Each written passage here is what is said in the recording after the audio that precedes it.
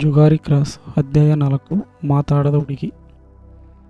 ಮೇದಾರಹಳ್ಳಿಯ ದ್ಯಾವಮ್ಮ ಮೂಕಿ, ಹಾಗಾಗಿ ಅವಳ ಭಾವಾಭಿವ್ಯಕ್ತಿಯೆಲ್ಲ ಕೇವಲ ಕೈ ಸನ್ನೆ ಬಾಯಿ ಸನ್ನೆಗಳಿಗೆ ಸೀಮಿತ. ಇಡೀ ಮೇದಾರಹಳ್ಳಿಯ ಅವಸಾನವನ್ನು ಮೇದಾರ ಜನಾಂಗವೆಲ್ಲ ದಿಕ್ಕುಗೆಟ್ಟು ಚದುರಿ ಚೆಲ್ಲಾಪಿಲ್ಲಿಯಾದುದನ್ನು ಕಂಡಿದ್ದ ಅವಳಿಂದ ಶೂನ್ಯ ಮೌನವನ್ನಲ್ಲದೆ ಇನ್ನೇನನ್ನು ತಾನೇ ನಿರೀಕ್ಷಿಸಲು ಸಾಧ್ಯ. ಹಾಳು ಬಿದ್ದಿದ್ದ ಮೇದಾರಹಳ್ಳಿಯೊಳಗೆ ಒಂದೆರಡು ಗುಡಿಸಲುಗಳೊಳಗಿಂದ ಇನ್ನೂ ಹೊಗೆಯಾಡಲು ಅವಳೇ ಸ್ಫೂರ್ತಿ ಎಂದು ಹೇಳಬಹುದು. ಅಲ್ಲಿ ಇನ್ನೂ ಒಬ್ಬಿಬ್ಬರು ಮುದುಕರು ದಿಕ್ಕುಗೆಟ್ಟವರು ಅಡ್ಡಾಡಿಕೊಂಡಿದ್ದರು. ದ್ಯಾವಮ್ಮ ಅಲ್ಲಿಂದ ನಿರ್ಗಮಿಸಿದ್ದರೆ ಬಹುಶಃ ಮೇದಾರಹಳ್ಳಿಯಲ್ಲಿ ಅದೂ ನಿಲ್ಲುತ್ತಿತ್ತೋ ಏನೋ. ಬಿದಿರಿಗೆ ಕಟ್ಟೆ ಬಂದ ಮೇಲೆ ದ್ಯಾವಮ್ಮನ ಗಂಡ ಹೊಟ್ಟೆಪಾಡಿಗೆ ಅದು ಇದು ಮಾಡಿ ಯಾವುದೂ ಕೈ ಹತ್ತದೆ ಕೊನೆಗೆ ದುಡ್ಡು ಸಂಪಾದಿಸುವ ಕ್ಷಿಪ್ರ ಮಾರ್ಗ ಹುಡುಕುತ್ತಾ ಕಾಡೊಳಗಿನ ಗಂಧ ಕಡಿದು ಕೇರಳಕ್ಕೆ ಸಾಗಿಸುವವರ ಜೊತೆ ಬಿದ್ದು ಊರು ಬಿಟ್ಟ. ಆಮೇಲಿಂದ ಅವನ ಸುಳಿವೇ ಯಾರಿಗೂ ಸಿಕ್ಕಿಲ್ಲ. ಕಾದು ಕಾದು ಕೊನೆಗೆ ಅವನು ದಿವಂಗತನಾದನೆಂದೇ ತೀರ್ಮಾನಿಸಿ ದ್ಯಾವಮ್ಮ ತನ್ನ ಹೊಟ್ಟೆಪಾಡು ತಾನು ನೋಡಿಕೊಳ್ಳತೊಡಗಿದಳು. ಮೇದಾರಹಳ್ಳಿಯ ಗಂಡಸರು ಹಠಾತ್ ಕೊಲೆಯಾಗುವುದು, ನಾಪತ್ತೆಯಾಗುವುದು ಅವಳಿಗೆ ಹೊಸ ಸಂಗತಿಯೇನಾಗಿರಲಿಲ್ಲ. ಅಲ್ಲಿನ ಸುಮಾರು ಜನ ಹೆಂಗಸರು ಬೆಳೆದ ಮಕ್ಕಳಿದ್ದರೆ ಅವರೊಡನೆಯೇ ಅಥವಾ ಕಂಡ ಗಂಡಸರನ್ನು ಕಟ್ಟಿಕೊಂಡು ಯಾವುದೋ ಪೇಟೆ ಊರುಗಳನ್ನು ಸೇರಿದ್ದರು. ಹಲವರು ದೇವಪುರದ ಬಳಿ ಸಂತೆಮಾಳದ ಹತ್ತಿರವೇ ಒಕ್ಕಲಾಗಿದ್ದರು. ದ್ಯಾವಮ್ಮನಿಗೂ ಈ ಕಾಡಿನಾಗೆ ಕೂತುಕೊಂಡು ಏನು ಮಾಡ್ತೀಯಾ, ಇಲ್ಲೇ ಸತ್ತೀಯಾ, ಇದೆಯಾ ಅಂತ ಕೇಳೋರು ಯಾರೂ ಇಲ್ಲ. ಈ ಆಳೂರಿನಾಗೆ ಪಿಸಾಚಂಗೆ ಬದುಕೋದ್ರ ಬದಲು ಪೇಟೆ ಕಡೆಗಾದ್ರೂ ಬಾ, ಬರೋರಿಗೆಲ್ಲ ಸರ್ಕಾರದವರು ಸೈಟ್ ಕೊಡಬೇಕಂತಿದ್ದಾರೆ ಎಂದು ಹಲವು ಹಿತೈಷಿ ಹೆಂಗಸರು ಹೇಳಿ ಕರೆದಿದ್ದರು. ಮೂಕಿ ದ್ಯಾವಮ್ಮನ ಕಣ್ಣಿಂದ 2 ತೊಟ್ಟು ಕಂಬನಿ ಬಿಟ್ಟರೆ ಮತ್ತೇನೂ ಉತ್ತರ ಬಂದಿರಲಿಲ್ಲ. ಅವಳಿಗೆ ಎಲ್ಲಿಗೂ ಹೋಗಲು ಮನಸ್ಸಿರಲಿಲ್ಲ. ಕಾರು ಬಸ್ಸುಗಳ ಓಡಾಟ ಇದ್ದ ಮಾತ್ರಕ್ಕೆ ಅಲ್ಲಿನ ಜನ ಬಂದು ಇದೆಯಾ ಸತ್ಯ ಎಂದು ಕೇಳುತ್ತಾರೆಂಬುದು ಸುಳ್ಳೆಂದು ಅವಳಿಗೆ ಚೆನ್ನಾಗಿ ಗೊತ್ತಿತ್ತು. ಆಳು ಬಿದ್ದು ಕೊನೆಯುಸಿರೆಳೆಯುತ್ತಿದ್ದ ಮೇದಾರಹಳ್ಳಿಯಲ್ಲಿ ಇದ್ದಷ್ಟು ನೆಮ್ಮದಿ ಅಲ್ಲಿರುವುದಿಲ್ಲೆಂದು ಅವಳಿಗೆ ಅನ್ನಿಸಿತ್ತು.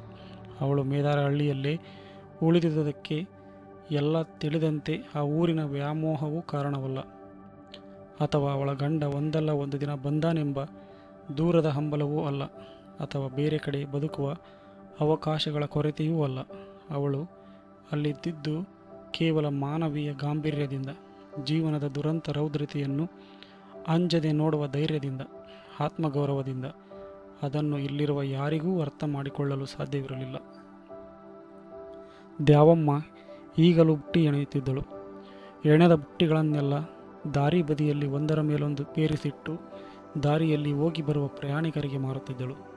ದ್ಯಾವಮ್ಮ ಬಿದುರನ್ನು ಸಣ್ಣಗೆ ಸಿಗಿದು 2 ಎಳೆಗಳಲ್ಲಿ ಎಣೆಯುತ್ತಿದ್ದ ಬುಟ್ಟಿಗಳು ನಿಜಕ್ಕೂ ಆಕರ್ಷಕವಾಗಿರುತ್ತಿದ್ದವು. ನೀರನ್ನು ಸಹ ಅದರಲ್ಲಿ ಒಯ್ಯಬಹುದಾದಷ್ಟು ಬಿಗಿಯಾಗಿರುತ್ತಿದ್ದ ಬುಟ್ಟಿಗಳನ್ನು ತಗೊಂಡವರೆಲ್ಲ ಪ್ರಶಂಸಿಸುತ್ತಿದ್ದರು. ಅವಳ ಬುಟ್ಟಿಗಳನ್ನು ಮೊರಗಳನ್ನು ಕೊಳ್ಳಲು ದಾರಿಯಲ್ಲಿ ಹೋಗುವ ಟೂರಿಸ್ಟ್ ಬಸ್ಸುಗಳು ಸಹ ಅನೇಕ ವೇಳೆ ನಿಂತು ಮುಂದೆ ಹೋಗುತ್ತಿದ್ದವು. ಅಕಸ್ಮಾತ್ ಬುಟ್ಟಿಗಳು ಮೊರಗಳು ಖರ್ಚಾಗದೆ ಉಳಿದು ಹೋದರೆ ದೇವಪುರದ ಸಂತೆಗೆ ಒಯ್ದು ಮಾರಿ ಬರುತ್ತಿದ್ದಳು. ದ್ಯಾವಮ್ಮನ ಗಂಡ ಅವಳನ್ನು ಅಗಲಿದಾಗ ಅವಳಿಗೊಬ್ಬಳು ಚಿಕ್ಕ ಮಗಳಿದ್ದಳು. ಇನ್ನು ಸರಿಯಾಗಿ ಓಡಾಡಲು ಸಹ ಬರದ ಆ ಚಿಕ್ಕ ಕೂಸನ್ನು ಹೇಗೋ ಹೋರಾಡಿ ಈವರೆಗೂ ದ್ಯಾವಮ್ಮ ಸಾಕಿ ಸಲಹಿದ್ದಳು. ದುರದೃಷ್ಟವೆಂದರೆ ಆ ಹುಡುಗಿಗೂ ಮಾತು ಬರುತ್ತಿರಲಿಲ್ಲ. ದ್ಯಾವಮ್ಮ ಮೂಕಿಯಾದ್ದರಿಂದ ಆ ಮಗುವಿಗೊಂದು ಹೆಸರಿಟ್ಟು ಕರೆಯಲೂ ಆಗದೆ, ಆ ಹುಡುಗಿ ಹೆಸರೂ ಇಲ್ಲದೆ ಬಾಲೆಯಾಗಿ ಬೆಳೆಯಬೇಕಾಗಿ ಬಂತು. ಯಾರೊಡನೆಯೂ ಮಾತಿಲ್ಲದೆ, ಮಾತಾಡುವ ಅಗತ್ಯವೂ ಇಲ್ಲದೆ ಆ ಹುಡುಗಿಯು ಮೂಕಿಯಾಗಿ ಬೆಳೆಯಿತು. ತಾಯಿಗೆ ಬಾಯಿ ಬರುವುದರಿಂದ ಇದು ಹಾಗೆ ಮೂಕಿ ಎಂದು ಎಲ್ಲರೂ ತಿಳಿದಿದ್ದರು. ಕೆಲವು ದಿನಗಳ ಹಿಂದೆ ದೇವಪುರದಲ್ಲಿ ಇದ್ದ ದೂರದ ಸಂಬಂಧಿಯೊಬ್ಬರ ಮನೆಗೆ ದ್ಯಾವಮ್ಮನ ಜೊತೆ ಹೋಗಿ ಬಂದಾಗಲಿಂದ ಆ ಹುಡುಗಿ ಇದ್ದಕ್ಕಿದ್ದ ಹಾಗೆ ಮಾತಾಡತೊಡಗಿದಳು. ದ್ಯಾವಮ್ಮನಿಗೆ ಪವಾಡವನ್ನೇ ಕಂಡಷ್ಟು ಸಂತೋಷವಾಗಿತ್ತು. ನಂತರ ಮನೆಯ ಮಕ್ಕಳೊಡನೆ ಆಟ ಆಡುತ್ತಾ ಎಲ್ಲ ಬೆಚ್ಚಿ ಬೀಳುವಂತೆ ಆ ಮಗು ಇದ್ದಕ್ಕಿದ್ದಂತೆ ಮಾತಾಡತೊಡಗಿತು. ಆ ಸಂಭ್ರಮದಲ್ಲಿ ದ್ಯಾವಮ್ಮ ಹಿಂದಿರುಗಿ ಬರುತ್ತಾ ಇದ್ದ ಬದ್ದ ದುಡ್ಡನ್ನೆಲ್ಲ ಖರ್ಚು ಮಾಡಿ ಬಟ್ಟೆ ಬರಿ ಕೊಂಡುಕೊಂಡಳು. ಅಚ್ಚೇರಿ ಎಂದರೆ ಆ ಹುಡುಗಿ ಮಾತು ಶುರು ಮಾಡಿದ ಮೇಲೆ ಮಾತಾಡುವುದನ್ನು ನಿಧಾನ ಕಲಿಯಲಿಲ್ಲ. ಎಲ್ಲ ಚೆನ್ನಾಗಿ ಕಲಿತಿದ್ದವಳಂತೆ ಚಟ ಚಟ ಮಾತಾಡುತ್ತಿದ್ದಳು. ದ್ಯಾವಮ್ಮನ ಜೋಪಡಿ ಪಕ್ಕದ ಗುಡಿಸಲಿನ ಮುದುಕ ಕೊರಗಪ್ಪನಂತೂ ಅವಳು ಮೊದಲ ಬಾರಿ ಮಾತಾಡುವುದನ್ನು ಕೇಳಿದಾಗ ಕಂಬನಿ ತುಂಬಿ ದಿಗ್ಮೂಢನಾಗಿ, ಅಯ್ಯೋ ನನ್ನ ಮಗಳೇ, ಇದ್ಯಾಕವ್ವ ಇಷ್ಟು ದಿನ ಮೂಕ ಪ್ರಾಣಿ ಹಂಗೆ ಮಾತಾಡದೇ ಇದ್ದೆ? ಅದ್ಯಾವುದಕ್ಕ ನಿನ್ನ ನಾಲ್ಗೆ ಸೇದಿ ಹಾಕಿತ್ತು ಹೇಳು? ಅದ್ಯಾವ ದುಃಖ ನಿನ್ನ ನಾಲ್ಗೆ ಸೇದಿ ಹಾಕಿತ್ತು ಹೇಳು? ನಿನ್ನ ತಾಯಿಗೇನು ಬಾಯಿ ಬರಲಿಲ್ಲ ಅಂದರೆ ನಾನಾದರೂ ಇದ್ನಲ್ಲ ನಿನ್ನ ಕಷ್ಟ ಸುಖ ಹೊಟ್ಟೆ ಉರಿ ಹೇಳಕ್ಕೆ ಎಂದು ತಬ್ಬಿಕೊಂಡು ಗಳಗಳನೆ ಹತ್ತು ಬಿಟ್ಟ. ಆದರೆ ಆ ಹುಡುಗಿಗೆ ಏನೂ ಇಷ್ಟು ದಿನ ಅನುಭವಿಸಿದ ಕಷ್ಟ ಸುಖಗಳ ಪರಿವೇ ಇದ್ದ ಹಾಗೆ ಕಾಣಲಿಲ್ಲ. ಅವಳು ಇಷ್ಟು ದಿನಗಳ ಮೌನಕ್ಕೆ ಮುಯಿ ತೀರಿಸುವಂತೆ ಒಂದೇ ಸಮ ಮಾತಾಡುತ್ತಿದ್ದಳು. ಆ ಹುಡುಗಿಗೆ ಮಾತು ಬರುತ್ತಿದ್ದ ಹಾಗೆ ಮಾತಿನ ಜೊತೆಗೆ ಹೊಸ ಗೀಳೊಂದು ಅಂಟಿಕೊಂಡಿತ್ತು. ಅವಳ ನೆಂಟರ ಮನೆಯ ಚಿಕ್ಕ ಹುಡುಗರು ಬೆಳಗ್ಗೆ ಎದ್ದು ರಂಜದ ಹೂವುಗಳನ್ನು ಹೆರಕಿ ಮಾಲೆ ಕಟ್ಟಿ ರಸ್ತೆ ಬದಿಯಲ್ಲಿ ನಿಂತು ಹೋಗಿ ಬರುವ ವಾಹನಗಳಿಗೆ ಹೂವು ಮಾರುತ್ತಿದ್ದರು. ವಾಹನಗಳಿಗೆ ಮಾಲೆ ಎತ್ತಿ ತೋರಿಸುತ್ತಾ ಮಾರಿ 6 ಕಾಸು 3 ಕಾಸು ತಗೊಳ್ಳುವಾಗ ದ್ಯಾವಮ್ಮನ ಮಗಳು ಅವರೊಡನೆ ನಿಂತು ಅವಳಿಗೂ ಅದೇ ಗೀಳು ಹಿಡಿದು ಬಿಟ್ಟಿತ್ತು. ಮಿಕ್ಕಿದ್ದೆಲ್ಲ ಮರೆತು ಹೋದರೂ ಇದೊಂದು ಮಾತ್ರ ಎಲ್ಲದನ್ನು ಮರೆಸಿ ನಿಂತಿತ್ತು. ಮೇದರಹಳ್ಳಿಯ ಸುತ್ತಮುತ್ತ ರಾಶಿ ರಾಶಿ ಉದುರುತ್ತಿದ್ದ ರಂಜದ ಹೂವುಗಳನ್ನೆಲ್ಲ ಒಟ್ಟು ಮಾಡಿ ಮಾಲೆ ಕಟ್ಟಿ ಮಾರಬೇಕೆಂಬುದೊಂದೇ ಅವಳ ಹಠ. ಮನೆಗೆ ಬಂದ ಮೇಲೆ ಅವಳಿಗೆ ತನಗೆ ತಂದ ಹೊಸ ಬಟ್ಟೆ ಬೇರೆ ಯಾವುದರ ಮೇಲೂ ಕುತೂಹಲವಿರಲಿಲ್ಲ. ತಾನು ಹೂವು ಮಾರುತ್ತೇನೆಂದು ದ್ಯಾವಮ್ಮನಿಗೆ ಒಂದೇ ಸಮ ದಂಬಾಲು ಬಿದ್ದಳು. ತನ್ನ ಜೀವದ ಜೀವವಾಗಿರುವ ಇವಳು ಕಾರು ಬಸ್ಸು ತಿರುಗುವ ರಸ್ತೆ ಬದಿಗೆ ಹೋಗಿ ಹೂ ಮಾರುತ್ತಾ ನಿಲ್ಲುವುದು ದ್ಯಾವಮ್ಮನಿಗೆ ಕೊಂಚವೂ ಇಷ್ಟವಿರಲಿಲ್ಲ. ಆದರೆ ಮಗಳ ಹೂ ಮಾರುವ ಗೀಳು ನೋಡಿ ಅವಳಿಗೂ ಕನಿಕರವಾಯಿತು. ಬೆಳಗ್ಗೆ ಎದ್ದು ಮೇದಾರಹಳ್ಳಿಯ ಕಾಡೊಳಗಿನ ರಂಜದ ಹೂಗಳನ್ನು ಆಯ್ದು ತರಲು ಕೊನೆಗೂ ಅವಳು ಒಪ್ಪಬೇಕಾಯಿತು. ಬೆಳಗ್ಗೆ ಎದ್ದು ಹೂವಿನ ದಂಡೆಗಳನ್ನೆಲ್ಲ ಬುಟ್ಟಿಯಲ್ಲಿ ರೆಡಿ ಮಾಡಿಕೊಂಡು ದ್ಯಾವಮ್ಮನ ಈ ಹೆಸರಿಲ್ಲದ ಮಗಳು ರಸ್ತೆ ಬದಿಗೆ ಬಂದು ಮಾರಾಟಕ್ಕೆ ನಿಲ್ಲಬೇಕಾದರೆ ಗಂಟೆ 8:15 ಇರಬಹುದು. ಬಿಸಿಲೇರಬೇಕಾದ ಹೊತ್ತು. ಆದರೂ ಅವತ್ತು ಬಿಸಿಲಿರಲಿಲ್ಲ. ಚಳಿಗಾಲದಲ್ಲಿ ಒಮ್ಮೊಮ್ಮೆ ಹಿಡಿದು ಬಿಡುವ ಹಿಂಗಾರು ಮಳೆಯ ಸೂಚನೆಯಂತೆ ಸಣ್ಣಗೆ ಥಂಡಿ ಗಾಳಿ ಬೀಸುತ್ತಿತ್ತು. ಆಕಾಶದಲ್ಲಿ ತೇಲುತ್ತಿದ್ದ ಬಿಳಿಯ ಮೋಡಗಳು ನಿಧಾನವಾಗಿ ದಟ್ಟವಾಗುತ್ತಾ ಕಪ್ಪಾಗುತ್ತಿದ್ದವು. ದ್ಯಾವಮ್ಮನ ಜೀವವೆಲ್ಲ ಮಗಳೊಡನೆ ಇದ್ದರೂ ಹೊಟ್ಟೆಪಾಡಿಗೆ ಬುಟ್ಟಿ ಎಣೆಯಲೇಬೇಕಾದುದರಿಂದ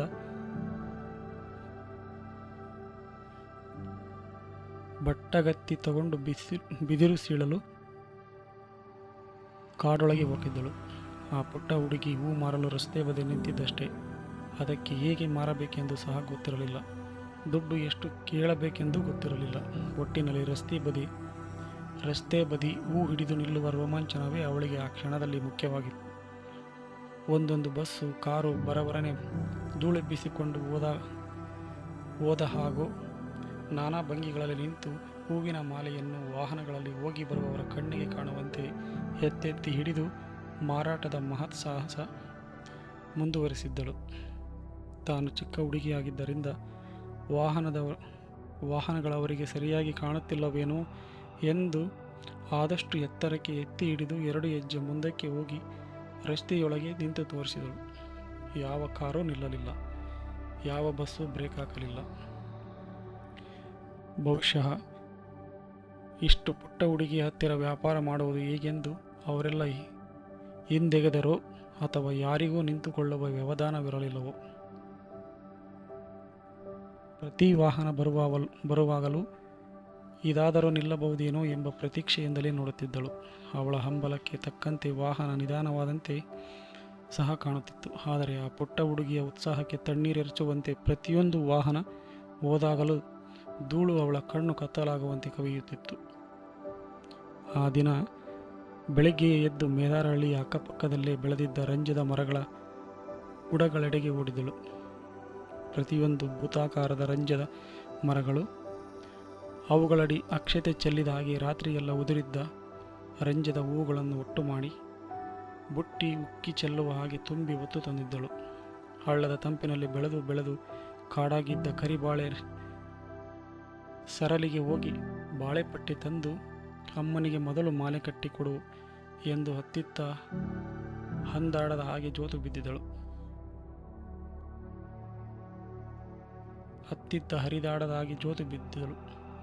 ಅವಳು ತಂದಿದ್ದ ಹೂವಿನ ರಾಶಿ ನೋಡಿದರೆ ಯಾರೇನು ಒಂದು ಜನ್ಮಕ್ಕೆ ಮಾಲೆ ಕಟ್ಟಿ ಮುಗಿಸುವ ಹಾಗೆ ಇರಲಿಲ್ಲ. ಹಳತೋ ಹೊಸತೋ ನೋಡದೆ, ತರಗೋ ಕಸವೋ ಲೆಕ್ಕಿಸದೆ ಬಾಚಿ ತಂದಿದ್ದ ಹೂಗಳಲ್ಲಿ ಅರ್ಧಕ್ಕರ್ಧ ಹೂವನ್ನು ದ್ಯಾವಮ್ಮ ತೆಗೆದು ಬೇಡವೆಂದು ಎಸೆದಾಗ ಒಯ್ದು ಮಾರಲು ಮಾಲೆ ಕಡಿಮೆಯಾಗುತ್ತದೆಂದು ಅವಳಿಗೆ ದುಃಖವೇ ಆಗಿತ್ತು. ಗಾಳಿ ಜೋರಾಗುತ್ತಿತ್ತು. ಕಾಡಿನ ಮೇಲೆ ಗಾಳಿ ಮೈ ತಿಕ್ಕಿಕೊಂಡು ಹೋದಾಗ ಓ ಎಂದು ಸಮುದ್ರ ಮೊರೆದ ಹಾಗೆ ಸದ್ದಾಗುತ್ತಿತ್ತು. ರಸ್ತೆ ಬದಿಯಲ್ಲಿ ಈ ಹುಡುಗಿಗೆ ಎತ್ತಿ ಹಿಡಿದ ಹೂವಿನ ಮಾಲೆ ಬಿಕರಿ ಮಾಡಲು ಯಾವ ಗಿರಾಕಿಯೂ ಕಾಣಲಿಲ್ಲ. ಸುತ್ತ ಕವಿದುಕೊಂಡಂತಿದ್ದ ಕಾಡಿನ ನಡುವೆ ದೂರದವರೆಗೆ ಕಾಣುತ್ತಿದ್ದ ದಾರಿಯನ್ನು ನೋಡಿ ನೋಡಿ ದ್ಯಾವಮ್ಮನ ಮಗಳಿಗೆ ಕಣ್ಣು ನೋಯ್ದವು. ಹೆಚ್ಚು ಕಡಿಮೆ ನೆಲಮಟ್ಟಕ್ಕೆ ಹತ್ತಿರಿದ್ದ ಅವಳ ಕಣ್ಣಳತೆ ಭೂತಾಕಾರದ ಮರಗಳೆಲ್ಲ ಆಕಾಶದ ಕಡೆಯಿಂದ ತನ್ನೆಡೆಗೆ ನಿಷ್ಕರುಣೆಯಿಂದ ತಿರಸ್ಕಾರದಿಂದ ನಿಟ್ಟಿಸಿದಂತೆ ಕಂಡಿತು. ಬೀಸುತ್ತಿದ್ದ ಗಾಳಿಗೆ ಬಿದಿರು ಹಿಂಡಿಲುಗಳು ಚಳಿಗೆ ಹಲ್ಲು ಕಡಿದಂತೆ ಸದ್ದು ಮಾಡಿದವು. ಅವಳು ನಿಂತು ಎಷ್ಟೋ ಹೊತ್ತಾಯಿತು ಏನೋ. ಹೊತ್ತು ಗೊತ್ತಾಗದ ಹಾಗೆ ಈಗ ಆಕಾಶದಲ್ಲಿ ಮೋಡಗಳು ಕಿಕ್ಕಿರಿಯತೊಡಗಿದ್ದವು. ಚಿಕ್ಕ ಹುಡುಗಿಯಾದರೂ ಅವಳಿಗೆ ನಿಂತು ನಿಂತು ಕಾಲು ನೋಯತೊಡಗಿದಂತೆ ಹೃದಯಹೀನ ಪ್ರಪಂಚದ ಬಗ್ಗೆ ನಿಧಾನವಾಗಿ ದುಃಖವಾಯಿತು. ಹೋಗಿ ಬರುವ ವಾಹನಗಳ ಧೂಳು ಮುಸುಗಿ ಕೈಲಿದ್ದ ಮಾಲೆಯ ರಂಜದ ಹೂಗಳೆಲ್ಲ ಮಂಕು ಹಿಡಿದು ಬಾಡುತ್ತಾ ಬಂದವು. ಕೊಂಚ ಹೊತ್ತಿನೊಳಗೆ ಹುಡುಗಿ ಕೈಲಿದ್ದ ಮಾಲೆ ಕೆಂಚಾಗಿ ಮುರುಟಿಕೊಂಡು ಅದನ್ನು ಹಿಡಿದು ನಿಲ್ಲಲು ಅವಳಿಗೆ ಅಸಹ್ಯವಾಯಿತು. ಅದನ್ನು ದೂರ ಎಸೆದು ಬುಟ್ಟಿಯೊಳಗಿಂದ ಇನ್ನೊಂದನ್ನು ತೆಗೆದಳು. ಮತ್ತೆ ಕಾರು, ಬಸ್ಸು, ಗಾಳಿ, ಧೂಳು, ನಿರಾಸೆ, ನಿಷ್ಕರುಣೆಯ ವಿಶ್ವ ಹುಡುಗಿಯ ಪ್ರೀತಿಯ ಕೊಡುಗೆಗಳನ್ನೆಲ್ಲ ನಿರ್ದಾಕ್ಷಿಣ್ಯವಾಗಿ ತಿರಸ್ಕರಿಸುವಂತೆ ಕಾಣುತ್ತಿತ್ತು. ಹೂಗಳೊಡನೆ ಹುಡುಗಿಯ ಮನಸ್ಸಿನ ಉತ್ಸಾಹ ಶ್ರದ್ಧೆಗಳೆಲ್ಲ ಬಾಡಿದವು. ಕೈಲಿದ್ದ ಮಾಲೆಗಳು ಬಿಸಿಲಿಗೆ